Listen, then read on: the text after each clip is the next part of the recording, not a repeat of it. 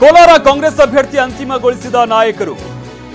ಕೋಲಾರ ಕಾಂಗ್ರೆಸ್ ಅಭ್ಯರ್ಥಿಯಾಗಿ ಕೆವಿ ಗೌತಮ್ ಕಣಕ್ಕಿಳಿತಾ ಇದ್ದಾರೆ. ಎರಡೂ ಬಣಗಳನ್ನ ಬಿಟ್ಟು ಪರ್ಯಾಯ ಅಭ್ಯರ್ಥಿಯನ್ನ ಕಾಂಗ್ರೆಸ್ ಹೈಕಮಾಂಡ್ ಆಯ್ಕೆ ಮಾಡಿದೆ. ಗಲಾಟೆ ನಡುವೆ ಅಚ್ಚರಿಯ ಅಭ್ಯರ್ಥಿಯನ್ನ ಕಾಂಗ್ರೆಸ್ ಘೋಷಿಸಿದೆ. ಮಾಜಿ ಕಾರ್ಪೊರೇಟರ್ ವಿಜಯ್ ಕುಮಾರ್ ಅವರ ಮಗ ಗೌತಮ್ ಬೆಂಗಳೂರು ಕೇಂದ್ರ ಕಾಂಗ್ರೆಸ್ ಜಿಲ್ಲಾಧ್ಯಕ್ಷರಾಗಿ ಅವರು ಸದ್ಯಕ್ಕೆ ಕರ್ತವ್ಯ ನಿರ್ವಹಿಸ್ತಾ ಇದ್ರು. ಕೋಲಾರ ಕಾಂಗ್ರೆಸ್ ಅಭ್ಯರ್ಥಿ ಅಂತಿಮಗೊಳಿಸಿರುವಂತಹ ಕಾಂಗ್ರೆಸ್ ಸಾಕಷ್ಟು ಹಗ್ಗಜಗ್ಗಾಟ ಸವಾಲುಗಳ ನಡುವೆ ಕಾಂಗ್ರೆಸ್ ಹೈಕಮಾಂಡ್ ಈ ಒಂದು ಆಯ್ಕೆಯನ್ನ ಮಾಡಿದೆ. ಕೋಲಾರ ಕಾಂಗ್ರೆಸ್ ಅಭ್ಯರ್ಥಿಯನ್ನ ಅಂತಿಮಗೊಳಿಸಲಾಗಿದೆ.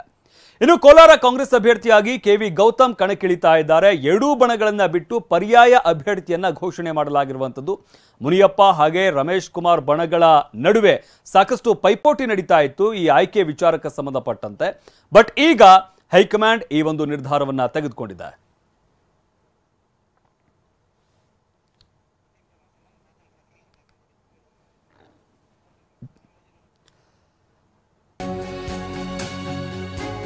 ಇನ್ನು ಕೋಲಾರ ಲೋಕಸಭಾ ಕ್ಷೇತ್ರಕ್ಕೆ ಕೆವಿ ಗೌತಮ್ ಅಭ್ಯರ್ಥಿಯಾಗಿ ಆಯ್ಕೆಯಾಗಿದ್ದಾರೆ. ಅವರ ಹಿನ್ನೆಲೆ ಏನು ಹಾಗಾದ್ರೆ, ಯಾವ ರೀತಿಯಾಗಿ ರಾಜಕೀಯದಲ್ಲಿ ತೊಡಗಿಕೊಂಡಿದ್ದಾರೆ? ಬೆಂಗಳೂರು ಕೇಂದ್ರ ಕಾಂಗ್ರೆಸ್ ಜಿಲ್ಲಾಧ್ಯಕ್ಷರಾಗಿದ್ದಾರೆ ಕೆವಿ ಗೌತಮ್.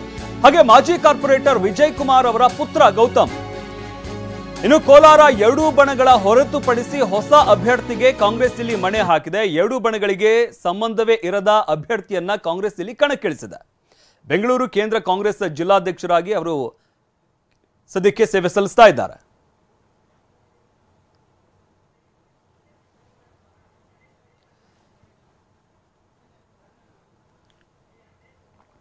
ಇನ್ನು ಎರಡೂ ಬಣಗಳಿಗೆ ಸಂಬಂಧವೇ ಇರದಂತ ಅಭ್ಯರ್ಥಿಯನ್ನ ಕಾಂಗ್ರೆಸ್ ಈಗ ಕಣಕ್ಕಿಳಿಸಿರುವಂತದ್ದು. ಆದರೆ ಈ ಒಂದು ಅಭ್ಯರ್ಥಿಯ ಆಯ್ಕೆ ಕಾಂಗ್ರೆಸ್ಗೆ ಯಾವ ರೀತಿಯಾಗಿ ಲಾಭ ತರುತ್ತೆ ಅನ್ನೋದನ್ನು ಸದ್ಯಕ್ಕೆ ಕಾದು ನೋಡಬೇಕಾಗಿದೆ.